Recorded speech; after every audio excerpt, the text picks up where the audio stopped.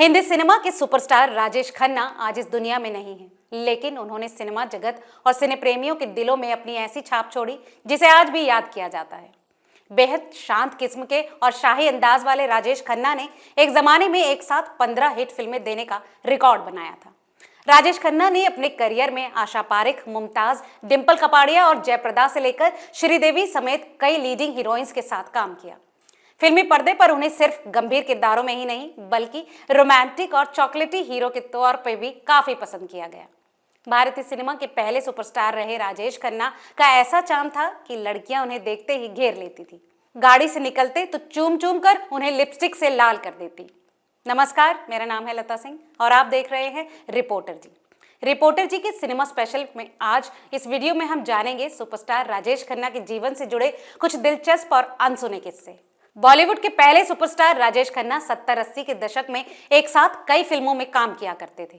काका का उन दिनों फिल्मों में कुछ ऐसा जलवा था कि वो अपनी शर्तों पर ही काम किया करते थे और एक ही वक्त पर कई फिल्मों की शूटिंग करते थे। ऐसे में मेकर्स और फिल्म की लीडिंग एक्ट्रेस को राजेश खन्ना के मुताबिक अपनी डेट्स बदलनी पड़ती थी और ऐसा ही कुछ शर्मिला टैगोर के साथ भी हुआ।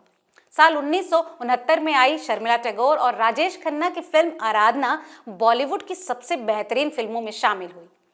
इस फिल्म को समय पर पूरा करना मेकर्स के लिए काफी चैलेंजिंग था, लेकिन जब ये मूवी थिएटर्स में रिलीज हुई तो सबके होश उड़ा दिए। आराधना की शूटिंग के दौरान राजेश खन्ना 12 प्रोड्यूसर्स के साथ काम कर रहे थे। ऐसे में वो किसी भी फिल्म को एक साथ पूरा करने में असमर्थ थे और इसके चलते शर्मिला टैगोर को आराधना के गाने सपनों की रानी की शूटिंग अकेले ही करनी पड़ी।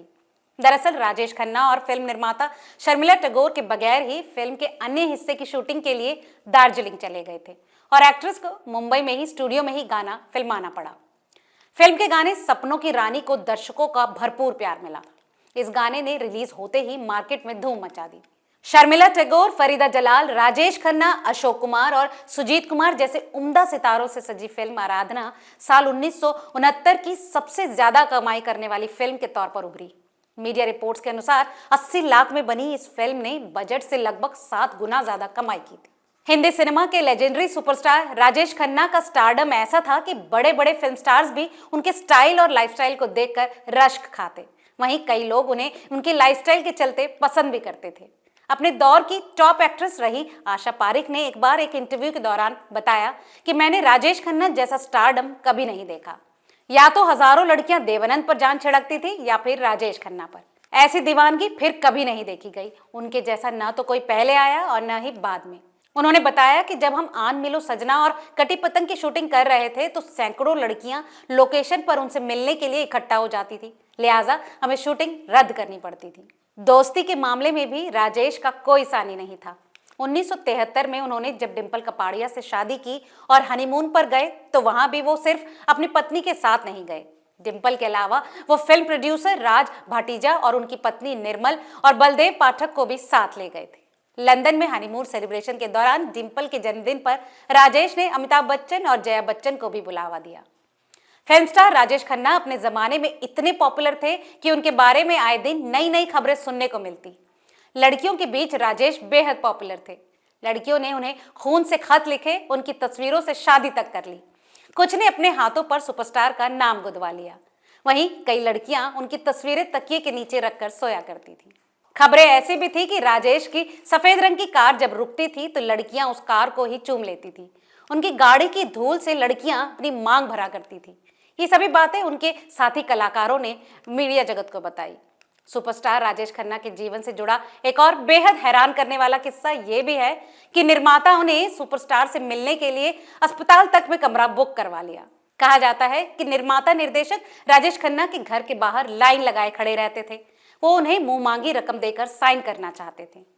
पाइल्स के ऑपरेशन के लिए एक बार अभिनेता को अस्पताल में भर्ती होना पड़ा। अस्पताल में उनके आसपास के कमरे निर्माताओं ने बुक करा लिए ताकि मौका मिलते ही वो उन्हें अपनी फिल्मों की कहानी सुना सकें।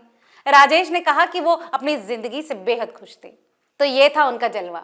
खैर, एक इंटरव्यू के दौरान राजेश खन्ना ने बताया कि वो अपनी जिंदगी से बेहद खुश थे। अगर उन्हें दोबारा मौका मिलता है तो वो राजेश खन्ना ही बनना चाहते हैं। इनके बारे में ये बात भी कही जाती है कि राजेश खन्ना अपनी दमदार लाइफस्टाइल को लेकर मशहूर थे। जब राजेश फिल्म में काम पाने के लिए निर्माताओं के दफ्तर के चक्कर लगाते थे तो एक स्ट्रगलर होने के बावजूद वो इतनी महंगी कार में फिल्म निर्माताओं के पास जाते थे कि उस दौर के हीरो के पास भी वैसी कार नहीं हुआ करती थी। वो सेट पर देर से आने के लेकर भी मशहूर थे। इसके जवाब में राजेश ने एक बार बताया था कि देखिए, एक्टिंग और करियर की ऐसी की तैसी, मैं किसी भी चीज के लिए अपना लाइफस्टाइल नहीं बदलूंगा। तो ये थी हमारी खास पेशकश फिल्मी जगत के सुपरस्टार और काका राजेश खन्ना पर। आपको आज का ये वीडियो कैसा लगा हमें कमेंट करके जरूर बताएं। तब तक ऐसी तमाम और एंटरटेनमेंट से जुड़ी खबरों के लिए देखते रहिए रिपोर्टर जी।